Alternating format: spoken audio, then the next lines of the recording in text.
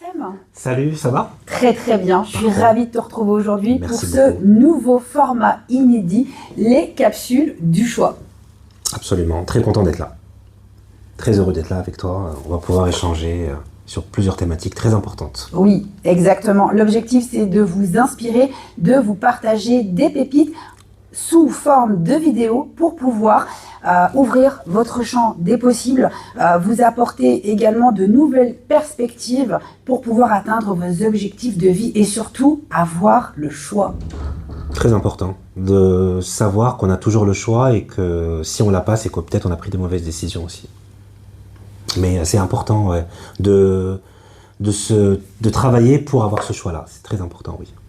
Eh bien, c'est tout l'objectif aujourd'hui. Tu vas nous inspirer. Et la thématique de cette première capsule, c'est le mindset. Qu'est-ce que c'est le mindset et comment avoir le bon mindset? Alors le mindset, pour les personnes qui sont pas très anglophones, c'est l'état d'esprit en fait, pour traduire littéralement en français. L'état d'esprit, pourquoi c'est important? Parce que les décisions que tu prends, elles vont avoir une influence majeure sur la direction de ta vie en fait. Pas seulement dans le business, pas seulement dans le côté professionnel, mais sur tous les aspects de ta vie en fait. Donc ton état d'esprit, c'est plusieurs choses. C'est la manière à laquelle tu réagis aux événements. Est-ce que tu vas les dramatiser? Est-ce que tu vas les amortir? Est-ce que tu vas les pondérer? Est-ce que tu vas les accepter? Est-ce que tu vas les rejeter? Et la manière dont tu réagis à ton environnement, la manière dont tu réagis à l'information, je trouve que ça dit énormément de la personnalité de quelqu'un. C'est déjà la manière dont une personne réagit, c'est hyper révélateur, je trouve, de l'état d'esprit de l'individu. Alors il y a des courants actuellement qui sont très à la mode sur les réseaux sociaux, ce sont les courants un petit peu qu'on avait oubliés et qui reviennent au goût du jour. Je vois beaucoup de posts sur les réseaux sociaux autour du stoïcisme, c'est-à-dire qu'on apprend aux gens à rester stoïques. Alors le stoïcisme, c'est pas nouveau, ça date de la Grèce antique, donc c'était avant l'Empire romain, et c'est des courants de pensée philosophiques qui sont maintenant ancestraux, parce que ça remonte à l'Antiquité. Et ça revient au goût du jour, et donc c'est une manière aussi quelque part, alors c'est subtil parce que les gens le comprennent mal, ils pensent que c'est devenu être passif, alors que c'est pas du tout ça, être stoïque. Être stoïque, c'est accepter la situation, un peu comme dans les arts martiaux, mais pour les retourner à son avantage. C'est très subtil en fait. C'est pas du tout subir, parce que les gens pourraient penser que stoïque, c'est accepter passivement la chose, et puis faire de ça c'est l'accepter comme ça et ne rien en faire, alors que c'est pas ça le stoïcisme. Le stoïcisme, c'est l'accepter, mais pour se dire comment je vais pouvoir rebondir après, en fait, c'est plus ça. Très bien. Et est-ce qu'entre le stoïcisme, est-ce que ce ne serait pas peut-être une forme de résilience? C'est le début de la résilience. C'est le premier pas, si tu veux. Si on peut voir la résilience comme une espèce d'escalier à monter, à gravir vers un objectif, c'est le premier. Et c'est une forme de sagesse de savoir reconnaître les choses aussi. Parce qu'aujourd'hui, on ne veut pas les reconnaître. On n'accepte pas certaines choses. On est un peu dans le déni. Et être dans le déni, c'est pas bon parce que on fait pas de la réalité un allié. On en fait un ennemi. Et forcément, quand on se met en porte-à-faux par rapport à la réalité, on va avoir l'effet boomerang et ça va nous revenir un jour ou l'autre contre nous. Donc c'est pas bon. C'est très intéressant ce que tu nous partages, sachant qu'il y a autant de réalités que de personnes dans ce monde. Oui. Et c'est quoi pour toi avoir un bon mindset? Avoir un bon mindset, c'est être positif. Diffuser des ondes, des good vibes, comme tu dis, comme tu le dis souvent. C'est savoir aussi reconnaître sa place, c'est ne pas jouer un rôle qui n'est pas le sien. C'est apporter de la valeur aux autres, être conscient qu'on apporte quelque chose aux autres et ça nous valorise dans un certain sens.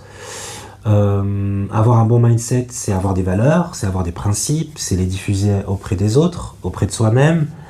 C'est aussi être exemplaire, c'est-à-dire inspirer les autres à faire du bien, à être bien.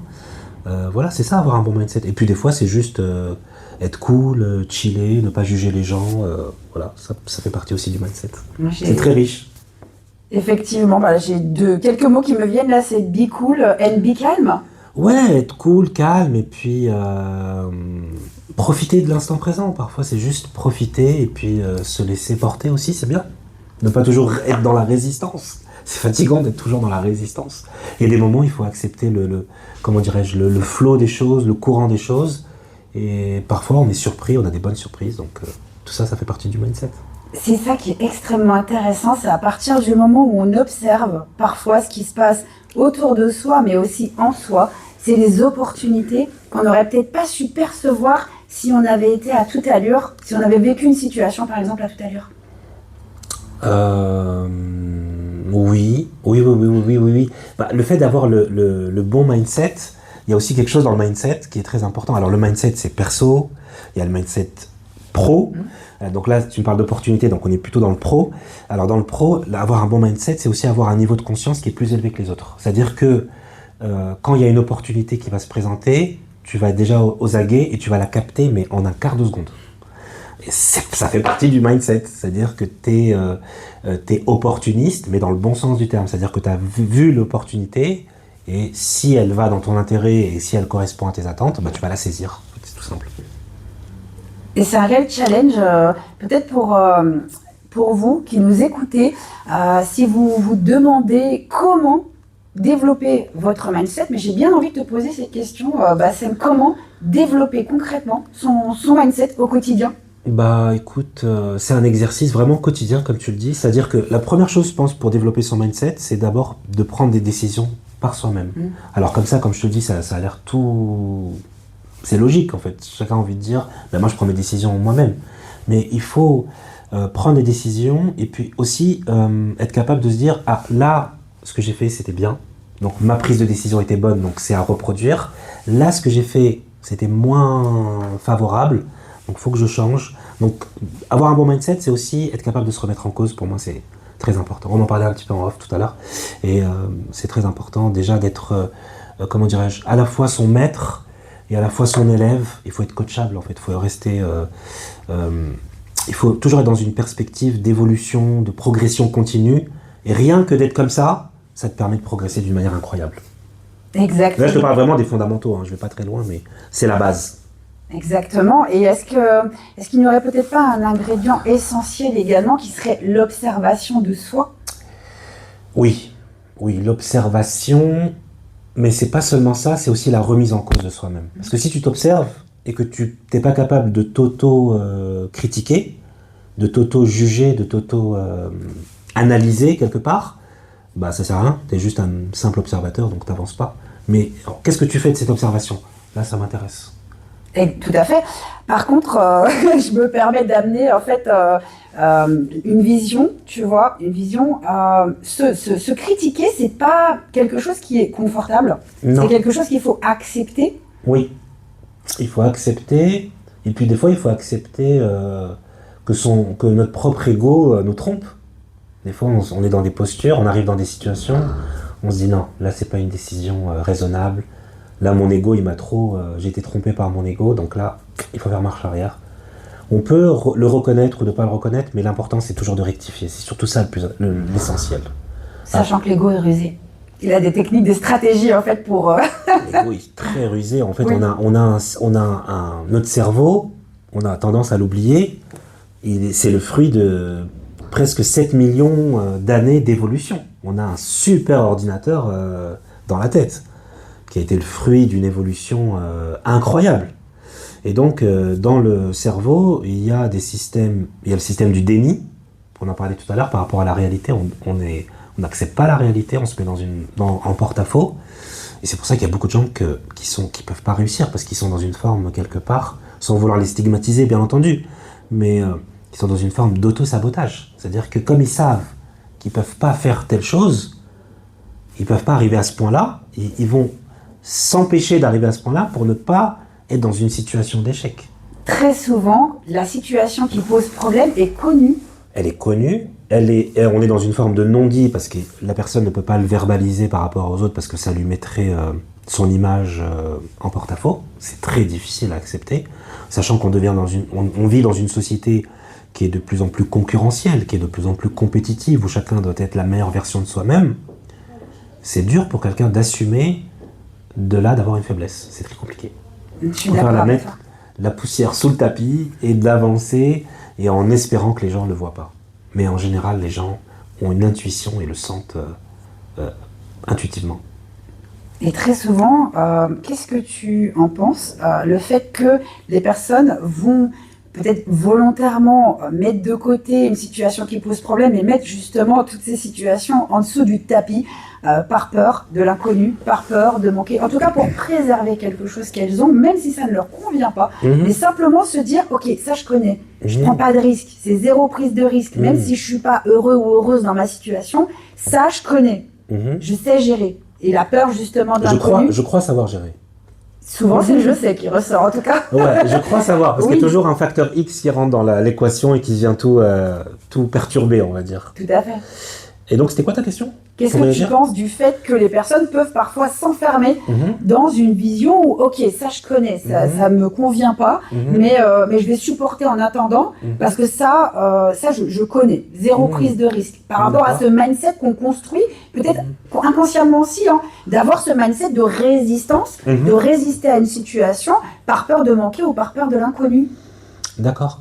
Écoute, c'est un mindset qui est répandu en fait. C'est le mindset le plus répandu, c'est le mindset de la zone de confort, oui, dans laquelle les gens sont à l'aise. Et c'est pourquoi, lorsque quelqu'un déclare, verbalement ou pas, qu'il a beaucoup d'ambition, ça met beaucoup de gens mal à l'aise. On comprend pas, on dit mais pourquoi il a une telle ambition, pourquoi il veut réaliser ça? Et en fait, ça les renvoie à leurs propres conditions, à leur propre non-prise de risque. Et c'est pour ça qu'on est assez mal à l'aise avec la réussite des autres, même si en façade on dit bah bravo, félicitations, je suis content pour toi, continue, vas-y, fonce. Mais à l'intérieur de soi on se dit mais et moi? Où est-ce que j'en suis? Qu'est-ce que j'ai fait? J'ai tel âge? Qu'est-ce que j'ai concrétisé dans ma vie?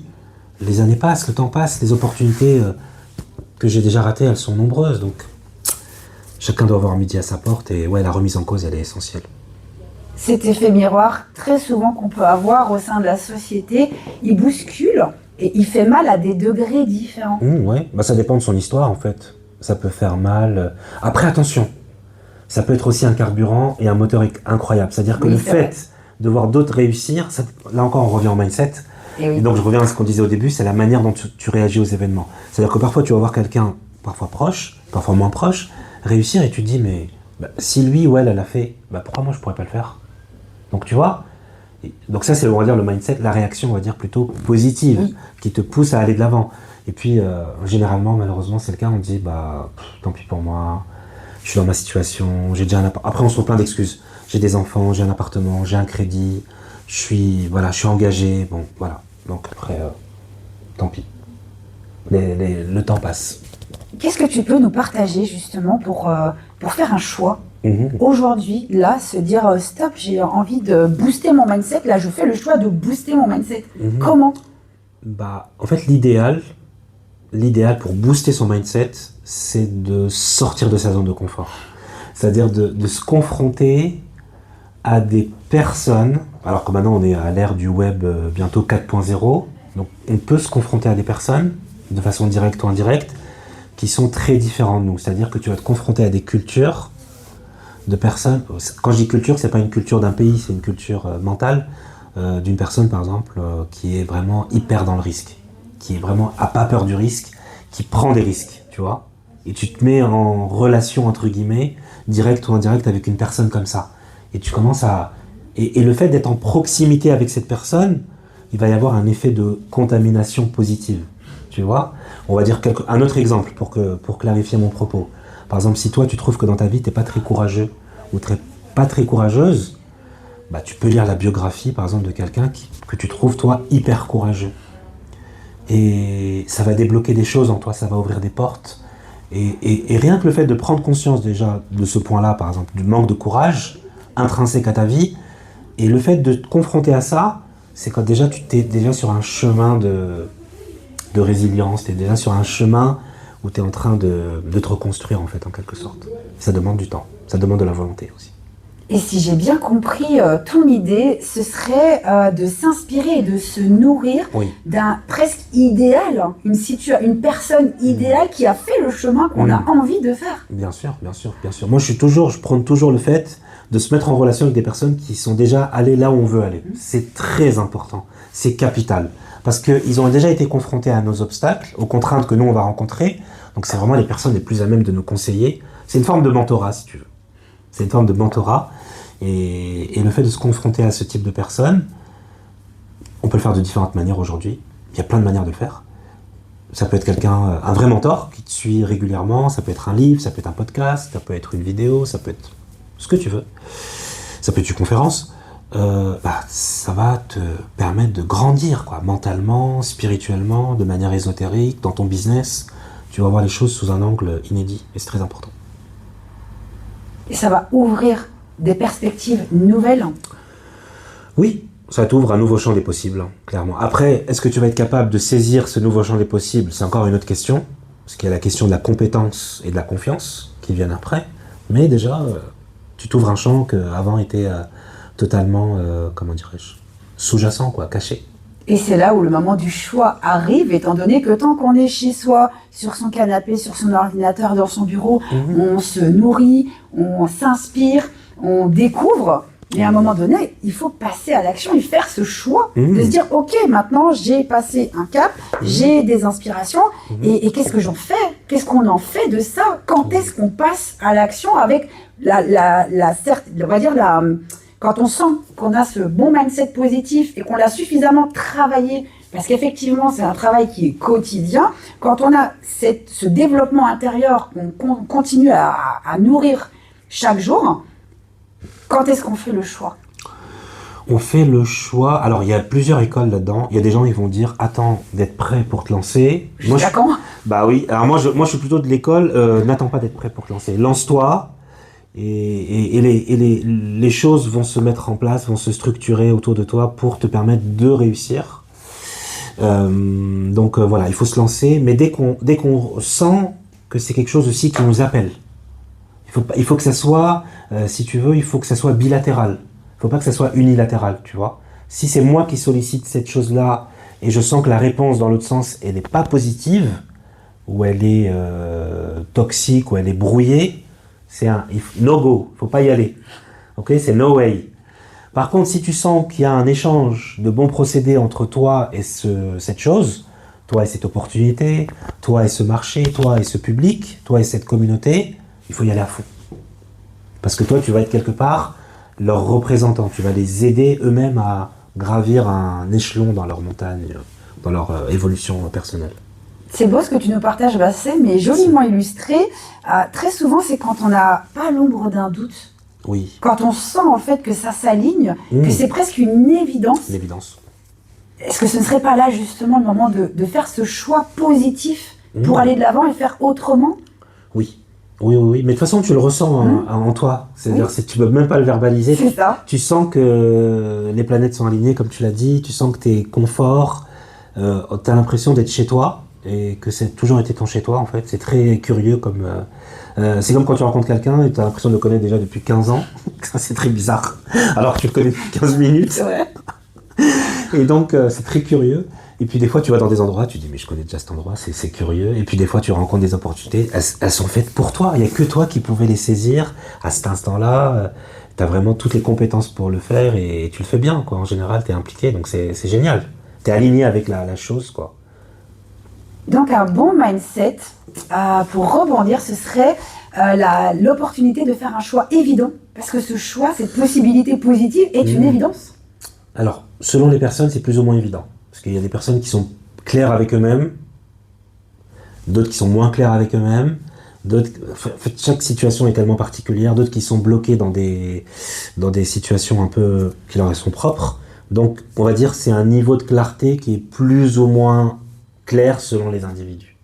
Sachant que le bon mindset, en général, si tu as vraiment un bon mindset, tu as une pensée qui est claire. Tu as une pensée qui est claire, qui est limpide, elle n'est pas opaque, elle n'est pas floue. Parce qu'en général, tu sais où est-ce que tu veux aller et tu as déjà une idée du comment. Ce qui est déjà un très grand pas.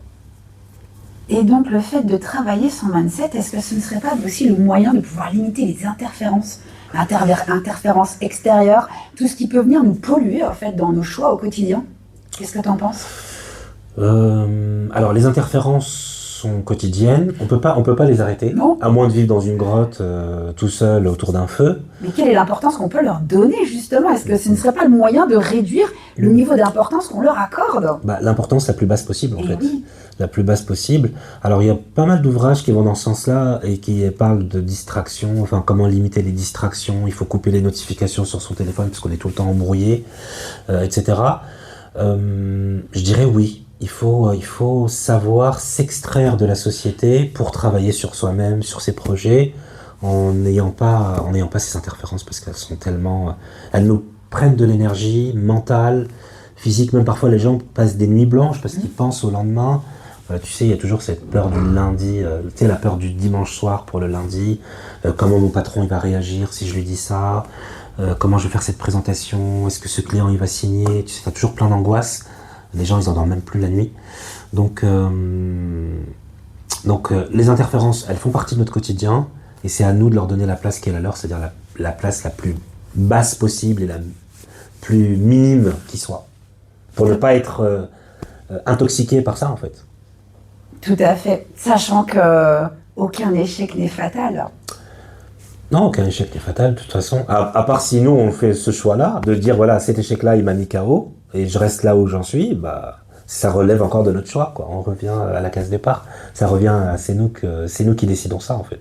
Donc c'est à nous de nous relever et puis d'aller de l'avant. C'est ça le bon mindset, c'est toujours d'aller de l'avant et de construire quelque chose qui va nous dépasser, quel que soit en fait, d'avoir une œuvre en fait. Ça c'est le bon mindset, de laisser quelque chose derrière soi, très important. Et de transmettre dans ce cas? Si ton œuvre elle est suffisamment éloquente, elle va se transmettre naturellement, tu vois. Elle va être là. En fait, ton succès, il parle de lui-même. T'as pas besoin de te mettre en scène, de te faire une auto-promotion incroyable. Quand t'as un vrai succès, ton succès il est déjà très éloquent. T'inquiète pas. Ça. Après, qu'est-ce que le succès, tu vois? C'est variable. Chacun a une idée du succès. Je te rejoins. Mais le mindset, l'état d'esprit, la préparation mentale, il y a même des athlètes qui font une préparation mentale avant des grandes épreuves, c'est très important. C'est très important parce que ça va te permettre d'avoir les bonnes réactions, de faire les bons choix stratégiques à l'instant T, d'avoir la bonne attitude, et on sait combien l'attitude est importante.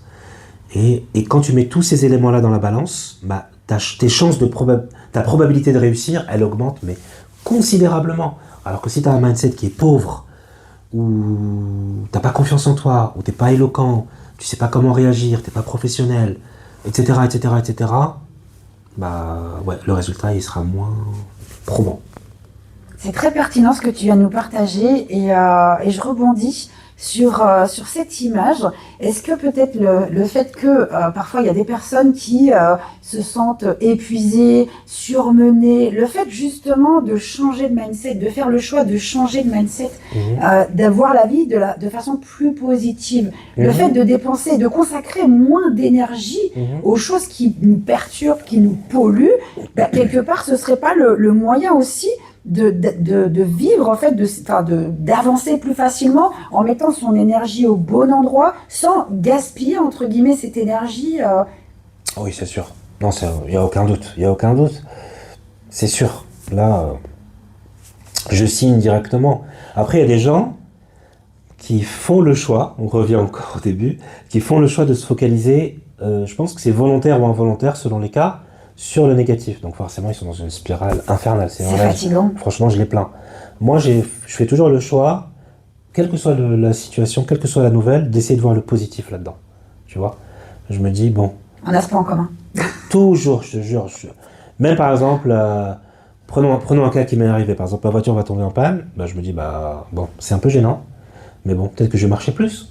Tu vois? Ou peut-être que je vais prendre les transports en commun. Tu vois, et en attendant que ma voiture soit réparée. Donc j'essaie toujours de voir le positif. Et puis quand je vais récupérer mon véhicule, je vais pouvoir rouler avec pendant longtemps sans avoir à faire de révision puisque j'ai déjà fait. Donc tu vois, j'essaie toujours de voir le verre à moitié plein. C'est très important. Tu vois, c'est vraiment un point très positif et ça te permet de vivre. T'es plus heureux en fait, tout simplement. Tu vois, t'es moins dans l'autocritique vaine et la négativité parce que c'est très très toxique. Et c'est une façon de se faire un beau cadeau aussi au quotidien. C'est surtout un moyen aussi de pouvoir percevoir les plaisirs simples de la vie, que chaque petite réussite finalement puisse devenir presque une grande victoire en se disant mais ça c'est fait, malgré les difficultés, malgré les adversités, ça c'est une réussite, même si elle est toute petite. Ouais. Elle a le mérite c'est ma réussite en d'exister. tout cas, c'est la mienne. Exactement. C'est la mienne Oui. et elle m'est propre. Et la vie, c'est que ça, c'est des enchaînements de petites réussites qui après deviennent quelque chose de magnifique. Et oui, ça c'est la répétition des réussites aussi qui crée... Oui. Oui, tout à fait. Ouais, il faut être dans ce mood-là, c'est très important. On se fait vraiment un beau cadeau. Et ce que je constate, tu vois, parce que en côtoyant beaucoup d'entrepreneurs, ils ont un trait commun, c'est qu'ils sont super optimistes. Ils sont d'un optimisme même. Une fois, j'ai rencontré un entrepreneur et il m'a dit j'ai fait mon étude de marché, j'ai fait mon business plan. Et moi, je lui dis, ok, bah, très bien. Et je lui dis, mais tu tablais sur combien de parts de marché? Parce que quand tu fais un business plan, tu fais un prévisionnel, tu dis, voilà, je pense avoir 5, 10, 15% du marché, ce qui est déjà énorme, tu vois. Si un marché fait 1 milliard d'euros et que toi, tu vises 15%, ça représente quand même 150 millions d'euros, tu vois, ce qui n'est pas négligeable. Et lui, qu'est-ce qu'il m'a répondu? Il m'a dit, non, moi, je visais 100% du marché. Mon offre, elle était tellement bien... Mon produit était tellement parfait, technologiquement, c'était tellement abouti, on était tellement sûr de faire une sorte de révolution. Mais nous, on pensait avoir 100% du marché. On comprend même pas pourquoi les gens n'achètent pas chez nous. On comprend même pas pourquoi ils sont encore chez un concurrent.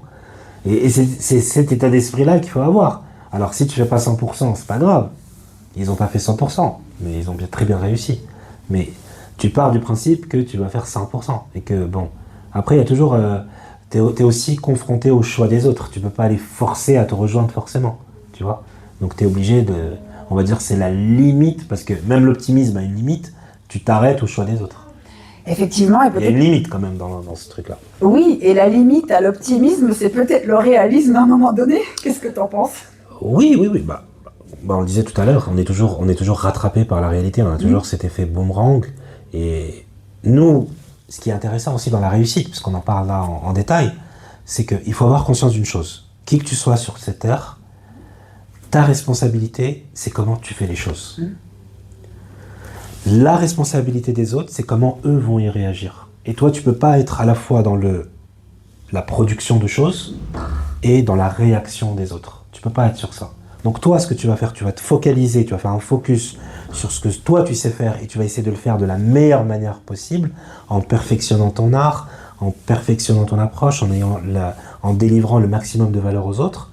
Après, la réaction des autres, ce n'est plus ton problème. Tout à fait, sachant que c'est déjà beaucoup de pouvoir prendre en charge cette première partie. Il y a déjà un vrai travail en soi. Il y a un vrai travail en soi. Donc ça, c'est pour, quand je dis ça aux gens, c'est pour les libérer en fait, parce qu'ils ont le fardeau de faire, ils ont le fardeau de la réaction des autres. Et moi je leur dis non, la réaction des autres ne t'appartient pas.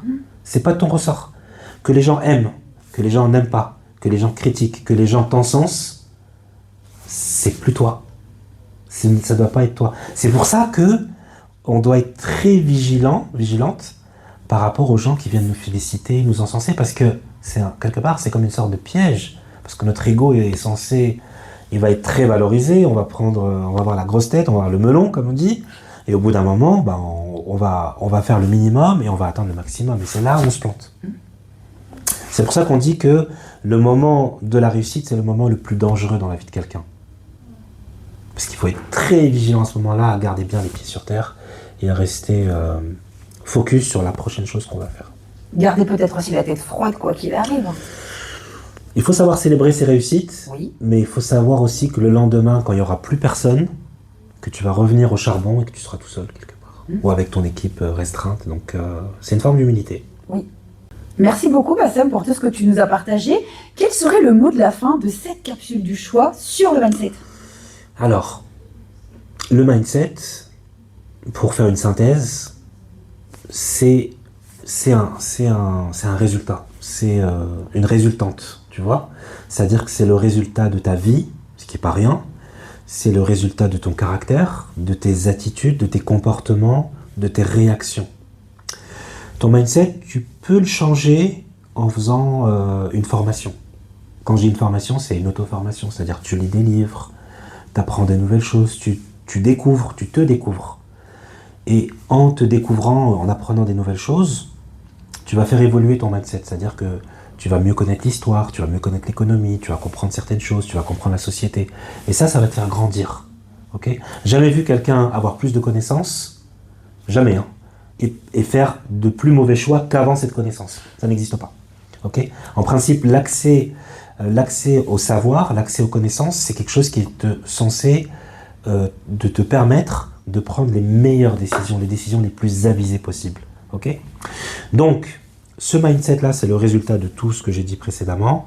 Les expériences, les réactions, le caractère, l'attitude, l'éducation, le savoir. Et dans tout ce cheminement-là, tu as une très grande responsabilité dans ton mindset. Tu ne peux pas dire, voilà, on m'a implanté ce mindset-là dans la tête. Non, parce que tu peux le changer. Et oui, et c'est là où le choix intervient. Personne ne l'oblige, la personne à le faire. Donc c'est là où tu interviens, mais tu as aussi une forme de résistance de ton esprit qui te dit « Non, je ne veux pas aller là. » Pas parce que c'est plus confortable justement de rester tel qu'on est que de changer. C'est dur. C'est dur. Ou je ne peux pas faire ça, donc ne m'oblige pas à aller là. Donc l'esprit va résister toutes ses forces. Donc c'est un déverrouillage, mais hypersensible. Et donc, ouais, le mindset, c'est très important. C'est très important parce que si tu as le mauvais mindset, en résumé, tu peux passer à côté d'opportunités qui sont juste incroyables. Et c'est trop dommage. Donc, le meilleur mindset, c'est d'avoir l'esprit ouvert, d'étudier les choses de manière sans limite, enfin, d'étudier les choses sans restriction, et puis après de voir qu'est-ce que tu peux faire, qu'est-ce que tu peux pas faire. Et il y a aussi une chose que j'aimerais préciser, c'est qu'à différents stades de sa vie, il y a des choses qu'on accepte et d'autres qu'on n'accepte plus. Tu vois, ça fait aussi partie du mindset, parce que je dis que c'était une histoire, c'est ton attitude. Et moi, je sais que par exemple, si demain tu me proposes des missions, toi ça doit être pareil, et qui ne correspondent pas à ton état d'esprit, ou qui ne correspondent plus à ton état d'esprit, bah, c'est des choses que, en principe, tu ne vas pas accepter de faire. Et que d'autres vont accepter de faire, parce qu'ils ne sont pas encore arrivés au stade où toi tu es. Donc il y a aussi cette notion de maturité aussi. Oui, donc, c'est intéressant, donc, la maturité. C'est très important. Donc il y a des choses que tu acceptes de faire, parce que tu es dans une situation donnée. Prenons par exemple le cas de l'étudiant. Qu'est-ce que c'est le cas de l'étudiant ? C'est quelqu'un, c'est une personne qui accepte d'échanger son temps contre un diplôme. Donc elle dit quoi à la société ? Moi je suis prêt à passer 4, 5 ans, 6, 7 ans, 10 ans de ma vie à investir ce temps-là pour au final avoir un diplôme qui va me permettre d'accéder à des postes que j'aurais pas eu sinon. C'est ça le principe du diplôme. Et donc c'est quelqu'un qui va mettre sa vie professionnelle entre parenthèses pendant ce temps-là. Ou élargir son temps, ça c'est une expérience personnelle. Le fait aussi de se dire quand on est entrepreneur, de ne pas se limiter peut-être non plus à ce qu'on fait, mais de se dire à un moment donné, de se former pour avoir de nouvelles connaissances, mais ça demande une grande agilité aussi pour ne pas perdre le cap sur son activité principale, mais pour autant ne pas manquer une opportunité de se former et d'aller encore plus loin pour générer de nouvelles... de nouveaux, par exemple, services, prestations de services, etc. Oui. Alors, les entrepreneurs, en général, ils ne se forment pas eux-mêmes, parce qu'ils n'ont pas le temps. Non, bien sûr. Et ce qu'ils vont faire, c'est qu'ils vont recruter des équipes, ou ils vont racheter une entreprise, directement pour saisir ces opportunités-là, s'ils estiment, si il ou elle estime que cette opportunité en vaut vraiment la peine. Tout à fait. Donc oui, mais ils ne vont pas eux-mêmes se former. Hein. Il y a aussi un... En fait, l'entrepreneur, c'est un peu ambigu. C'est-à-dire qu'il y a plusieurs types d'entrepreneurs. C'est-à-dire qu'il y a des entrepreneurs qui vont être hyper compétents, mais je te jure, hyper experts, vraiment des têtes pensantes, qui sont super compétents sur les domaines financiers, sur des domaines de comptabilité, sur des domaines stratégiques. C'est vraiment des esprits très puissants dans ces choses-là. Et puis, à côté de ça, donc je t'ai pris vraiment le cas de personnes qui sont très bien formées, qui sont hyper compétents. Et à côté de ça, tu as juste un autre entrepreneur. C'est pas un mythe, hein. Un autre entrepreneur qui est un entrepreneur qui, c'est pas un choix de sa part, mais qui est un entrepreneur, comme le précédent qui est compétent, mais dont la principale compétence, c'est de porter des projets, d'initier le projet. Alors en général, c'est quelqu'un qui a des moyens, ce qui peut être le cas du précédent aussi, il peut avoir beaucoup de moyens, mais cette personne-là, la deuxième, elle a des moyens et elle initie le projet, donc elle va avoir des équipes autour de soi, d'elle, qui vont permettre au projet de se développer, et c'est tout. Donc ils ont été, on va dire, c'est comme tu sais quand il y a un politique qui vient et qui pose la première pierre du chantier, tu as déjà vu des cérémonies comme ça, où qui viennent couper les ciseaux du truc. Mais ils n'ont pas été dans le chantier. Ils n'ont pas bâti le bâtiment. Symboliquement, ils viennent poser la première pierre. Mais sans eux, il n'y aurait pas de chantier. Exactement. Donc, et parfois je discute avec eux, ils me disent, tu sais, moi je sais pas lire un bilan comptable. Hein. Pourtant je suis millionnaire, pourtant je suis milliardaire. Mais le bilan comptable, et des fois ils demandent à leur équipe, tu peux m'expliquer c'est quoi cette ligne-là? Et les gens disent, mais attends, mais comment tu fais pour être aussi riche et pas savoir ça? Ouais, parce que j'ai des gens qui le font pour moi en fait. Moi je n'ai pas à faire tout ça. Donc c'est le pouvoir de la délégation. Tout à fait. C'est le fait de pouvoir déléguer aux autres des choses que toi, t'es pas censé, ou t'es pas habilité, ou t'as pas le temps de le faire parce que toi, ton cerveau, il est déjà dans le futur. T'es déjà ailleurs en fait. T'es déjà en train de préparer 2040 ou 2050. C'est là où c'est intéressant justement quand on peut déléguer, de devenir expert dans son domaine, plus, parce qu'on fait que ça, on concentre son énergie que là-dessus finalement. Ouais. Oui. Mais c'est aussi, si tu veux, c'est le résultat de réussite précédente. Tu vois? Si, par exemple, tu as un rentier qui est millionnaire, qui a plein d'appartements, des dizaines ou des centaines d'appartements, c'est quelqu'un qui peut se permettre de se réveiller à 14 heures dans la journée. Il n'a pas besoin de se réveiller à 7 heures du matin. Il n'a pas besoin de prendre sa voiture ou prendre les transports en commun pour aller travailler 9 heures dans un bureau. Tu vois? Mais ça, c'est le pouvoir de l'indépendance financière, de l'éducation financière, du business. C'est qu'au bout d'un moment, tu vas devenir maître ou maîtresse de ton temps. Bah, c'est la récompense. C'est une belle récompense. Voilà. Où tu peux voyager, où tu peux faire ce que tu veux avec ton argent. Tout à fait. Mais dans ce cas, la construction d'un mindset positif, c'est le socle quelque part. C'est l'étape zéro. Ouais. C'est l'étape zéro, c'est la genèse de tout ça. Ce serait la première pierre à l'édifice. C'est vraiment...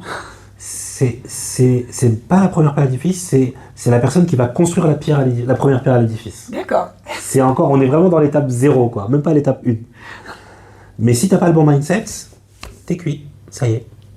Donc on est vraiment dans une question presque culturelle. Parce que des fois, tu vas dans des soirées, dans des restaurants, avec des amis, tu discutes avec des gens, des groupes, et tout de suite, on va pas se mentir, tu sens si t'es en phase avec eux ou pas. C'est vrai. Et ça prend quelques secondes en général. Ah oui. Et le pire truc pour révéler ça, c'est quand on va dans le champ soit économique, soit politique. Alors politique, là, c'est direct. Les gens vont donner des avis, et tout de suite, soit t'es à l'aise, soit t'es pas à l'aise, soit t'es d'accord, soit t'es pas d'accord, mais c'est très binaire. C'est oui ou non. Mais très rapidement. Parce que ça concentre en même temps un paquet de croyances. C'est là où justement on a toutes les croyances de tous les domaines possibles, familiaux, etc., qui viennent se bousculer, se confronter aussi. Oui. Alors moi, j'aime pas parler politique parce qu'en général, je repars fâché. Donc c'est une question que je ne souhaite pas aborder parce que tu peux trouver quelqu'un qui est super brillant, super intéressant, mais je trouve qu'il va avoir des idées qui sont pas cohérentes avec ce qu'il avait dit précédemment, ou pas cohérentes avec son métier, ou pas cohérentes avec... Mais bon, c'est tellement personnel. Bon, le vote et les bulletins de vote sont... C'est privé, quoi, on n'a pas à le dire. Tout à fait. Mais voilà, c'est assez révélateur. Sur la question économique aussi, c'est très révélateur. Il y a des gens qui sont plutôt des libéraux, voire des ultra-libéraux, d'autres qui sont plus sociaux. Bon voilà, il faut trouver un équilibre. Et c'était extrêmement intéressant. Tout ce que tu nous as partagé, c'est aujourd'hui. La semaine prochaine pour la prochaine capsule. À la semaine prochaine.